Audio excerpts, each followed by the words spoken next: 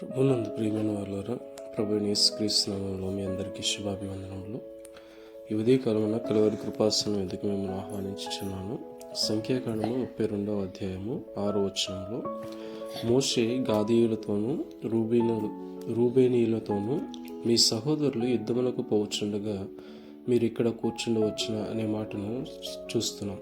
ఎందుకంటే రూబేనీయులను గాదీయులను వారికి విస్తారమైన మందలు ఉన్నాయి కాబట్టి యాజరు ప్రదేశము గిలాదు ప్రదేశము మందలకు తగిన స్థలమని వారు అనుకుని ఇక్కడనే మేము ఉండిపోతాము, మా మందలకు తగిన ప్రదేశంగా మేము ఇది భావించామని చెప్పినప్పుడు మోషే వారితో, మీ సహోదరులందరూ కూడా యుద్ధములకు వెళ్ళుచుండగా మీరు ఇక్కడ కూర్చుండవచ్చున. దేవుడు వాగ్దానం చేసిన దేశంలోకి నడిపిస్తానని అందరినీ కూడా నడిపించున్నప్పుడు మీరు ఇక్కడ ఉండుట మంచిది కాదు. మీ తల్లిదండ్రులు కూడా అలాగే చేసి యెహోవా ఉగ్రతకు పాలైపోయారు కాబట్టి అట్టిది మంచిది కాదని వారికి జ్ఞాపకం చేసినట్లుగా ఈ వచనంలో పట్టణం చూస్తున్నాం.